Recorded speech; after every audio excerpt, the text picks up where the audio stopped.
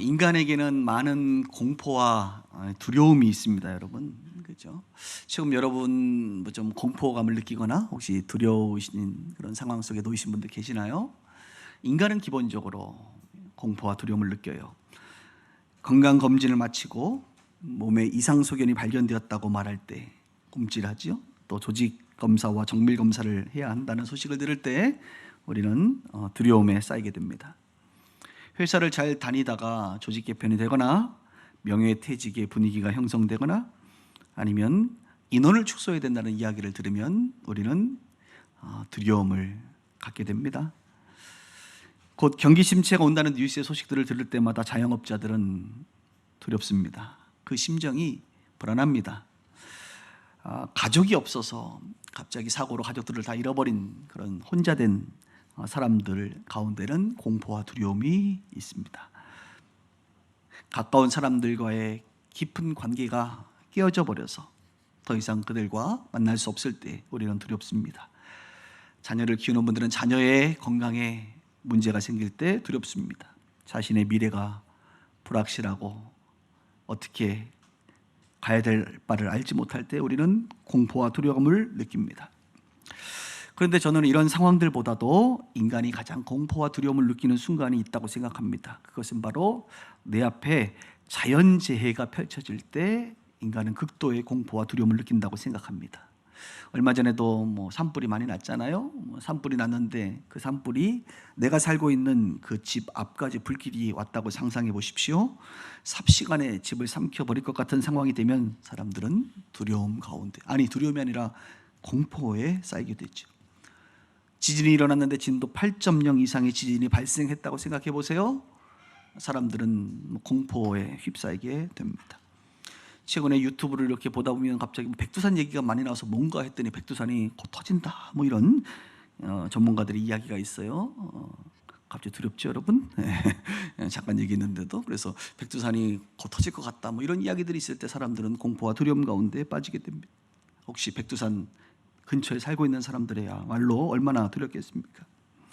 성경에는 자연재해로 말미암아 참 인간을 두렵게 하는 상황들이 많이 있었습니다. 40일 동안 비가 오진 않은 경우도 있었고 해가 어두워지고 흑암이 가득 찼을 때도 있었습니다. 이렇게 자연재해는 인간들을 극심한 공포와 두려움 가운데 빠지게 합니다. 또한 자연재해는 아니지만 인간들에 의한 전쟁, 인간들의 탐욕과 이기심으로 인한 전쟁은 여러분 또한 인간들에게 큰 공포와 두려움을 줍니다. 남과 북이 다시 여러분 전쟁이 일어난다고 상상해 보세요. 정말 큰 공포 가운데 우리는 빠지지 않을 수가 없어요. 인간이 감당하지 못하는 이러한 재해들이 올 때 우리는 공포 가운데 빠지게 된다는 겁니다. 그런데 오늘 우리가 읽은 본문에 보면 마치 이런 것과 비슷한 자연재해의 급에 공포의 상황이 펼쳐지게 됩니다.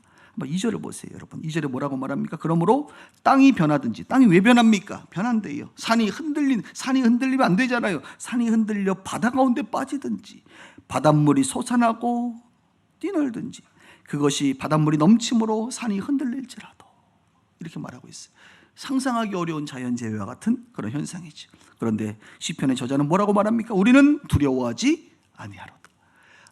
엄청난 공포와 두려움 가운데 쌓여 있어야 되는데 뭐라고 말해요? 우리는 두려워하지 아니하리로다. 정말 오늘 받아들이기 어려운 말을 하고 있는 거예요. 어떻게 두려워하지 않을 수 있어요? 두려운 게 자연스러운 일이죠. 공포 가운데 휩싸이는 게 자연스러운 일이잖아요. 그런데 하나님의 백성, 하나님의 사람은 그럼에도 불구하고 두려워하지 않을 수 있다, 이렇게 말하는 것이. 왜 시편의 저자는 이런 상황 속에서 이런 상식적으로 극도의 공포와 두려움의 상황이 펼쳐짐에도 불구하고 무슨 근거로 이런 고백을 하고 있을 것이 있나, 이것을 오늘 여러분들에게 말하고 싶은 겁니다. 그것은 바로 1절의 답이 있죠. 하나님이 우리의 피난처가 되어 주시기 때문이라는 거예요. 하나님은 우리의 피난처시요 힘이시니 환난 중에 만날 큰 도움이시라. 여러분, 인생을 살다 보면 환난을 만납니다. 환난. 그때 환난을 만날 때 하나님이 우리에게 큰 도움이 되시기 때문에 그 도움으로 말미암아 우리가 환난을 벗어날 수 있다는 겁니다. 우리의 피난처가 되시는 그 하나님, 그분은 힘이다. 엄청난 능력의 하나님이시다. 자연을 만드신 분이다. 그래서 그분에게 피하면 된다는 것입니다. 그분이 우리의 피난처가 되어 주신다는 겁니다. 힘 있는 하나님이 환난 중에 피난처로 우리에게 큰 도움이 되어 주실 것이기 때문에 우리는 세상이 난리가 나도 두렵지 않을 수 있다. 이렇게 말하는 거예요.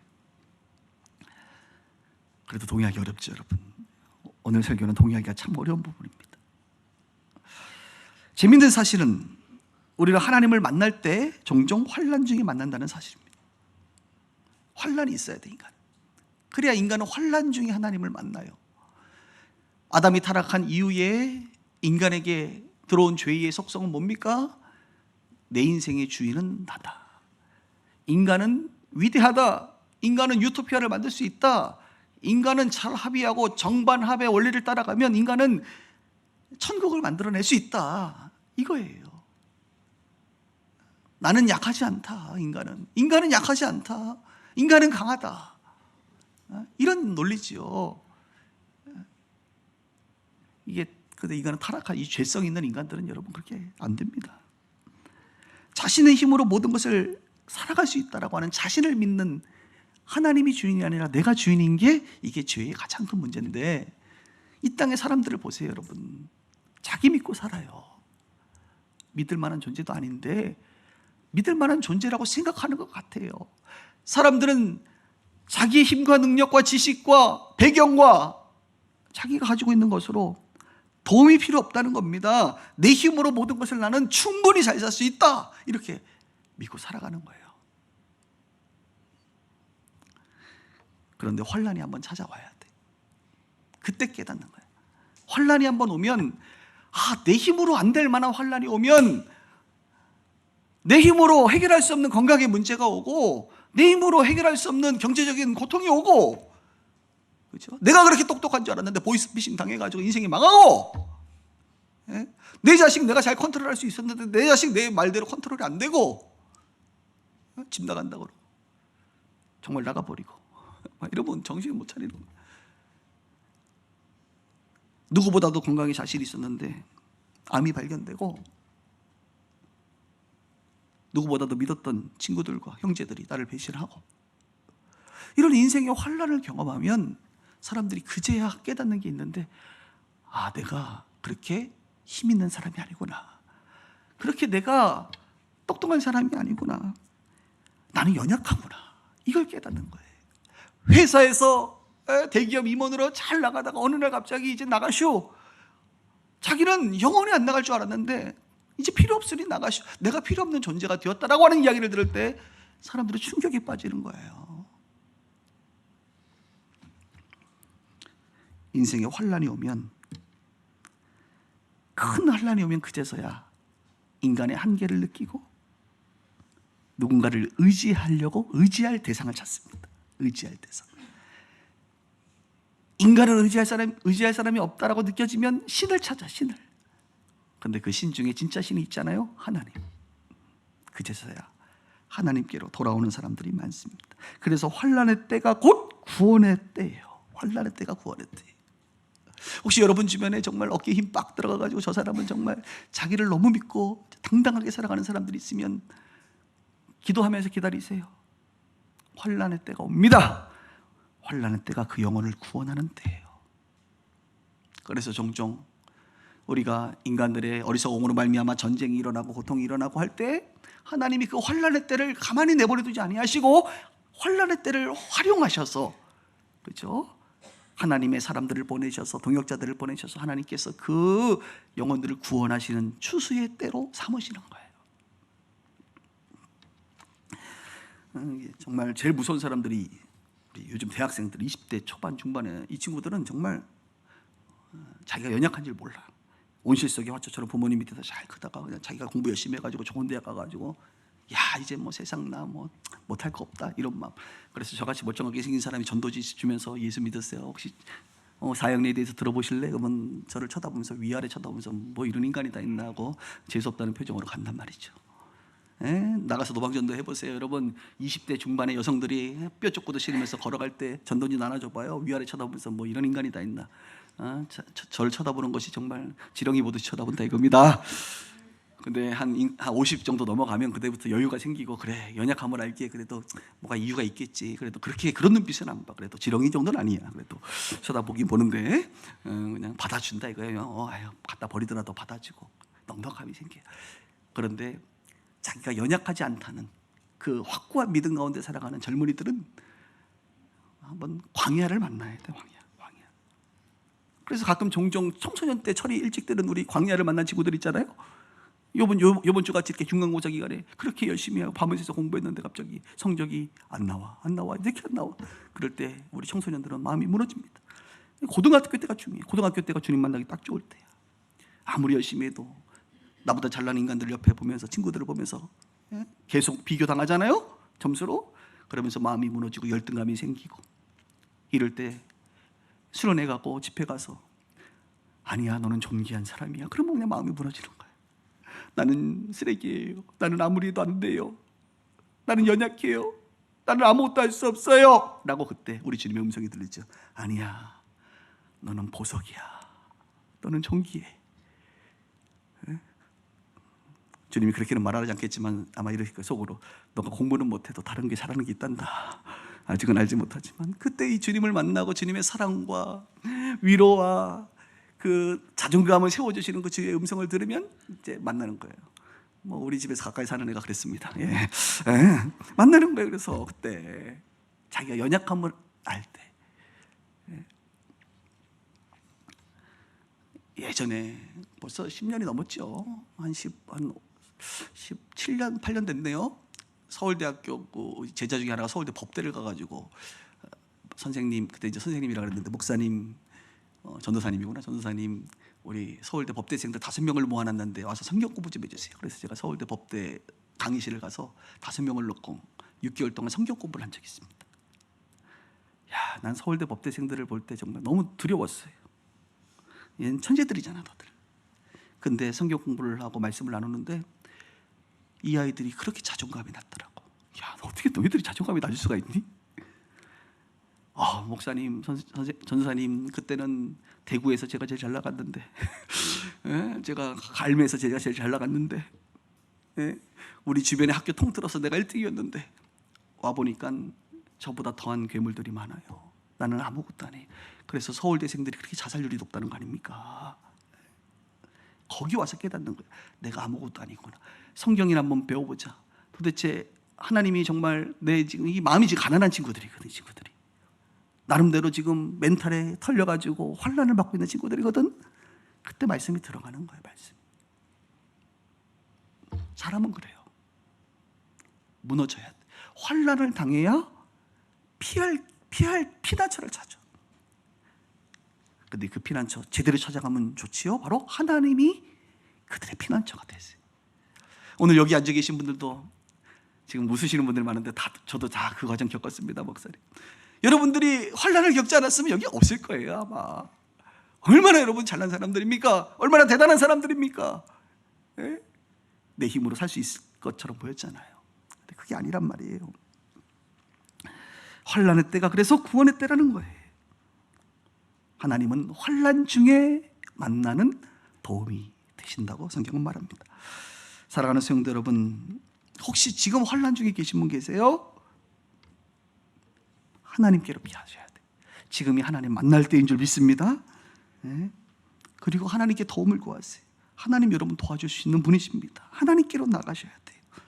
다른 힘과 능력과 다른 피난처 찾아다니지 마시고 하나님이 힘이요 능력이 되시니까 그분이 우리의 피난처가 되시니까 그분께 피하셔야 돼요. 그분 안에 피해서 머물러야 돼요. 그분 안에 안정이 될 때까지, 여러분들의 마음에 안식과 평안이 올 때까지, 그 문제가 해결될 때까지 하나님 안에 머물러 계시기를 주님의 이름으로 축복합니다. 그래서 우리 빗소 가족들은 어떤 환난의 순간이 오더라도 이 두려움, 공포로부터 벗어나 피난처 되시는 하나님 안에서 오늘 시편의 기자처럼 두려워하지 않는다 라고 하는 이 고백이 우리 인생에 있기를 바라는 것입니다. 또 하나 우리가 좀 기억해야 될 것은 피난처가 되시는 하나님이 멀리 계시지 않다는 거예요. 우리와 함께 계시다는 사실입니다. 11절을 볼까요? 마지막 절인데요. 만군의 여호와께서 우리와 함께 하시니 야곱의 하나님은 우리의 피난처다. 이 11절의 내용이 똑같은 말씀이 위에도 우리가 읽진 않았지만 본문에 한 번 더 등장하거든요. 계속 강조하는 거예요. 만군의 여호와께서 우리와 함께 하신다. 그분이 우리의 피난처다. 우리와 함께 하시는 그분이 있다는 겁니다. 피난처는 멀리 있지 않다. 피난처는 다른 장소가 아니다. 피난처는 우리와 함께 하시는 하나님이 피난처다. 하나님, 굳이 장소로 말하면 하나님의 품, 그것이 피난처다. 다른 장소가 아니라 하나님이 피난처예요, 여러분. 그냥 하나님이. 환난 중에도 여러분과 함께 하세요. 환난 중에 멀리 보지 마시고 여러분이 알고 있는 그 하나님께로 가시면 되는 거예요. 더 나아가서 우리가 하나님이 피난처이시지만 그 피난처의 일들을 하실 때 하나님이 사람을 종종 쓰십니다. 하나님이 피난처시긴 한데 하나님이 어떤 사람을 통해서 그 피난처를 만들어 가시는 경우가 있어요. 다른 말로 하나님의 동역자이죠. 그래서 우리가 이왕 사는데 하나님이 우리의 피난처이심을 알고 그분 안에서 안식을 누리지만 동시에 누군가의 피난처가 될 수도 있어요, 여러분들이. 하나님의 동역자로 말이죠. 쓰임 받을 수 있어요. 하나님께서 환난 중에 있는 성도들을 돕고 피난처 되실 때 여러분들을 도구로 쓰신다 이겁니다. 저도 이렇게 돌아보면 저도 인생에 누군가가 나의 피난처가 되었던 것 같아요. 그동안 순간순간 환난 중에 있을 때 누군가 나의 피난처가 되어서 나로 하여금 안식하도록 했던 것 같습니다. 그리고 지금도 이렇게 제 삶을 보면 종종 저도 누군가에게 피난처 역할을 하는 경우가 있는 것 같아요. 여러분들도 아마 그런 삶을 살고 있으리라고 봅니다. 저는 요즘에 그래서 이 피난처 이 말씀을 묵상하면서 지난주에 제가 이제 몽골 다녀왔는데 뭐 다녀온다고 항상 얘기하는 것은 아니지만 이번 일은 좀 특별해서 좀 여러분들하고 좀 나누고 싶다는 생각이 들어서 좀 나누고 싶어요. 제가 4년 전에 예전에도 한번 말씀드렸는데 좀 힘들 때가 있었어요, 사실. 그래서 그때 이제 몽골을 처음 갔습니다. 몽골의 초원은 가보신 분들은 알잖아요. 광야의 광야. 광야에는 보이는 게 없어요. 하늘과 구름과 그냥 저기 풀들밖에 안 보여요. 끝도 없이 달리는 그 초원을 달리면, 광야를 달리면 그 광야에서는 묵상할 게 없어서 그냥 하나님만 묵상하게 돼 있어. 하늘 위에 계신 주님만. 뭐 풀들은 봐도 그냥 그풀이고 그래요. 그냥 하나님만 보여. 하나님께 집중이 돼. 그래서 몽골의 시간을 보내면서 하나님께 집중하다 보니까 하나님의 음성이 느껴지고 하나님의 마음이 제 안에 느껴졌죠. 위로하시는 하나님, 나를 회복시키시는. 엘리야도 여러분 피할 때 어디로 피했어요? 광야로 피하잖아요. 가끔 우리는 인생에 광야로 피할 때가 있어요. 그곳에서 주님이 계시니까. 그때 제가 아마 엘리야와 같은 그런 심정으로 광야에 피했던 것 같습니다. 그때 주님이 말씀을 해주시고 저를 회복시켜 주셔서 짧은 시간 안에 회복 탄력성이 좀 빠른 사람이다 보니까 금방 회복이 됐어요. 다행히. 그 이후에 저는 지난주에 5번째 제가 몽골을 방문을 했습니다. 갈 때마다 계속 업데이트를 하는데 제 마음에 한국 사람하고 닮은 몽골 사람들이 참 좋다 이런 생각이 들어요. 물론 고기를 좀 많이 먹어서 좀 제가 야채를 좀 먹었으면 좋겠는데 이 음식은 좀 다르지만 그래도 한국 사람, 몽골 사람 여러분 비슷합니다. 예, 비슷해요. 그리고 몽골 목사님들 보면서 마음에 긍휼함도 생기고 안타까운 마음도 생기고 그런 마음이 생겨요. 또 이번에는 평신도들도 많이 만났는데 집회하면서 그들의 눈빛을 보면서 열정이 느껴지고 소망이 느껴지고 그렇습니다. 그래서 몽골에 대한 이 좋은 마음을 하나님이 계속 많이 부어주시는 것 같아요. 그러면서 제가 이번에 돌아오면서 최종 결론적으로 이런 고백이 되더라고요. 설교를 준비하면서도 하나님, 몽골 교회와 목회자들에게 우리 빛과 소금의 교회가 또 제가 부족하지만 피난처 같은 그런 좀 공동체가 되어서 그들을 섬기면 참 좋겠습니다. 이런 고백을 한 것 같아요. 나름 마음의 결단이 좀 섰던 것 같아요. 사진을 좀 잠깐 볼까요? 뭐 이제 보신 분들도 계시겠지만 그래도 안 보신 분들이 많으시니까 이번에 이렇게 집회했던 내용들이고, 그리고 마지막 그 오른쪽 밑에 있는 것은 어느 외곽 지역에, 시골은 아닙니다만 외곽 지역에 10몇 개 교회가 정말 연약한 교회들이 다 모였더라고요. 연합해서 집회를 처음으로 하는 그런 현장이었어요. 사실 한국에서 불가능한 일들이 그곳에서는 연합운동들이 좀 일어나는 것 같더라고요. 그래서 너무 감사했고 그랬습니다. 다음 페이지 보시면 이제 많은 회의들, 미팅들, 또 대화하고 또 먹이고 이런 일들도 이제 먹이고 이런 일들을 하게 했는데요. 예, 됐습니다. 예. 이런 일들을 하면서 그런 생각이 들었어요. 그 나라마다 여러분 이제 복음이 이루어지는 어떤 그 단계가 있어요. 예를 들어서 한국이다. 그러면 한국은 어떤 상황이냐? 지금 한국 교회가 이제 선교사들을 통해서 개척이 막 되고 한국 교회가 60년대부터 2000년대까지 부흥이 막 일어났잖아요. 한국 교회가. 여러분 아마 부흥의 세대들이라고 저는 믿습니다. 부흥이 일어나고 지금 한국 교회는 어떤 시대죠? 부흥의 시대, 성장의 시대입니까? 아니면 쇠퇴의 시대입니까? 지금은 쇠퇴하는 시대. 쇠퇴하는 시대라는 말은 다른 말로 갱신하는 시대. 갱신해서 다시 서지 않으면 안 되는, 그냥 가만히 내버리면 한국 교회는 점점 쇠퇴할 거예요. 제가 봤을 때는 앞으로 한국 교회 점점 쇠퇴할 것 같아요. 그 중에 우리 교회 같은 교회들이 이제 또 갱신을 하고 또 새로운 담임 목사님들이 청빙 받아서 그 교회를 갱신해야겠죠. 이게 갱신이 쉽지 않아요, 여러분. 그러나 갱신의 시대, 쇠퇴기를 한국 교회는 맞이하고 있습니다. 중국 교회는 어떠냐? 중국 교회는 선교사들을 통해서 처음에 개척이 막 일어났고 불처럼 또 성장하고 이제 막 쇠퇴하려고 하는 초입에 있어요, 중국은. 근데 몽골을 가보니까 복음이 들어온 지 30년이 됐는데 우리 선교사님들을 통해서 한국 선교사님들이 고생을 많이 했어요. 30년이 돼서 2%, 성도 수로 얘기하면 250만 인구 중에 5만 명 정도 지금 성도가 있어요. 2%입니다. 근데 이 선교사님들이 처음에 신학교 세워서 교회 개척시켜주고 건물 지어주고 목회자들 용돈 주고 해가지고 교회가 섰는데 문제는 그 다음 스텝은 이 선교사님들이 할 수가 없어요. 왜냐하면 그분들은 담임 목사님 경험이 없으시거든. 목회를 잘 모르세요. 죄송한데 전도하고 제자 양육하고 신학교 보내서 어떻게든 사람을 일꾼으로 몇 명을 세워놨는데 이분들이 목회를 하셔야 되거든. 이제 목회를 하려다 보면 목회 전문가들이 붙어줘야 되는데 그게 한국교회 목회자들이 해야 될 두 번째 스텝의 일입니다. 그래서 이제 큰 교회 목사님이 저를 붙잡고 그 얘기하더라고. 갑자기 문에 가더니 문을 여는 거예요. 활짝. 목사님 30년 전에 우리 몽골은 이렇게 복음이 활짝 열렸어요. 그런데 쭉 밀어요. 얼마큼 미느냐? 요만큼 빼놓고 확 거의 닿더라고. 그러면서 하는 말이, 목사님 우리 이제 요만큼 남았어요, 시간이. 자기가 봤을 때 10년 안에 문이 닫힐 것 같다는 거야. 내가 그 말을 듣는데 너무 마음이 아프더라고.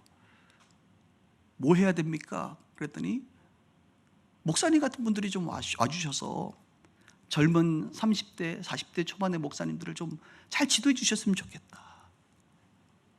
그래서 그분들이 목회를 좀 잘해서 전도도 잘하고 설교도 좀 잘하고 목회를 잘해서 다시 한번 성장할 기회를 우리 가운데 허락해 줘라. 안 그러면 2%가 아니라 점점 지금 줄고 있거든요. 코로나 이후에 점점 없어질 것 같아요. 이런 이야기를 할 때 제 마음이 너무 아팠어요.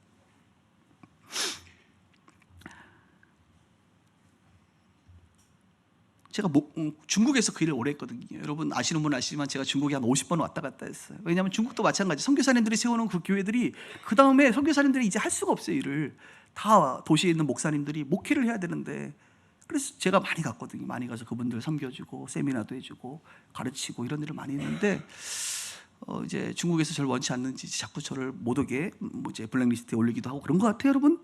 그래서 저는 이제 촛대를 주님이 옮기신 줄 믿고 몽골 위로, 중국의 위로 몽골로, 몽골에서 또 저쪽으로 점점 촛대를 옮기리라고 그냥 생각이 듭니다. 그래서 이제 미팅을 다 마치고 나오는데 이번에 이제 하반기 일정들을 좀 얘기를 좀 드리면 8월 달에 청년들 대형 집회를 준비하고 있더라고요. 젊은 목사님들이 연합해서. 몇 명이나 모입니까? 했더니 5,000명 생각합니다. 대단한 믿음이야. 뭐 모일지 모르겠습니다만 그때 목사님이 오셔서 좀 청년들 도전 좀 주시고 헌신 좀 시켜주세요. 그래서 하여튼 뭐 시간 되면 한번 보겠다. 10월 달에는 몽골 목사님 협회가 있는데 540명이 목사님들이신데 몽골의 목사님들이 그중에 250명이 총회로 모이는데 그때 하루를 다 드릴 테니까 목사님이 좀 세미나를 좀 해주세요. 이런 요청을 또 받기도 했고, 11월 달에는 선교 대회가 우리 선교 한국처럼 몽골 그 선교 몽골이라고 하는 선교 대회가 열리는데 그때 오셔서 선교에 관심 있는 모든 분들이 참여하는 큰 집회니까 목사님이 와서 좀 강의를 좀 해주세요. 이런 요청을 지금 받는 상태이긴 합니다. 제 마음 가운데 250만 명 중에 5만 명이라는 얘기를 들으니까 너무 마음이 아프더라고. 한 25만 명만 돼도 10%인데 한 20만 명 전도하면 좋겠다. 우리 목사님들 잘 가르쳐서 10년이고 20년이고 지나서 한 25만 명 정도 몽골의 교회, 그래서 10%면 한국도 거의 지금 10%밖에 안 되거든요. 복음주의 교회들이 한국 교회처럼 이렇게 좀 충분히 신앙생활 할 수 있는 그런 몽골 되면 좋겠다, 이런 마음을 제가 좀 품게 됐어요. 제가 좀 품으니까 여러분들에게 얘기를 안 할 수는 없잖아, 그렇죠? 나 혼자 말 타고 혼자 가면 안 되잖아요. 그래서 여러분들도 이런 마음을 목사님이 이번에는 좀 강하게 품고 왔거나, 그래서 우리가 뭐 세계 선교 여러 가지 하지만 주로 선교사님들을 통해서 했고요. 중국 같은 경우는 직접 사역을 했는데 이제 몽골을 목사님이 좀 직접 사역을 하시려나 보다. 그리고 감사한 것은 주말을 비우지 않고도 충분히 주중에 가능하다고 하는 사실이 얼마나 감사한지 몰라요. 가까우니까 하는 거예요, 가까우니까. 몽골은 한국이 90년도 같아요. 지금 복음의 문이 닫히기 일부 직전이다. 마지막 골든 타임이 기다리고 있다, 이런 생각이 들었어요. 같이 간 김정태 선교사님도 이번에 같이 돌아보더니 장 목사님 빗소교회가 몽골에 좀 집중해 줬으면 좋겠다. 그분도 마음이 아팠나 봐요. 몽골에 집중해 주세요, 이렇게 얘기를 하더라고요. 그래서 제 마음에도 몽골에 좀 우리가 집중 사역을 하면서 다른 나라들도 좀 섬기면 좋겠다, 이런 생각을 하게 되었습니다. 그들에게 피난처가 필요한 것 같아요. 젊은 목사님들 정말 나 만나면요, 다 하는 말이 1세대 우리 목사님들은 이런 얘기까지 하더라고요. 공부를 많이 하시 않으셔서 저희들을 감당할 수 없어요, 목사님 같은 분들이 좀 오셔서 저희들의 멘토가 되어주세요, 이런 얘기를 하는데 너무 마음이 아프더라고요. 우리가 그들의 피난처가 좀 되어야 되지 않겠나, 그렇게 좀 쓰임받으면 참 좋겠다. 여러분, 우리 몽골에 한 10% 해봅시다. 얼마 안 돼요. 20만 장 전도지 뿌리지 뭐.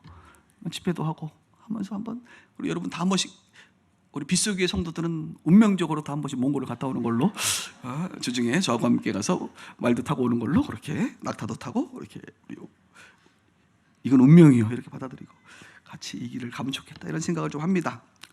자, 말씀 정리할게요. 10절 한번 보세요. 10절. 이러시기를 너희는 가만히 있어 내가 하나님 됨을 목사님 가만히 있으래잖아요, 자꾸 그러세요. 이렇게 생각하지 마시고 가만히 있어 내가 하나님 됨을 알지어다. 뭐래요? 내가 문나라 중에서 높임을 받으리라. 내가 세계 중에서 높임을 받으리라.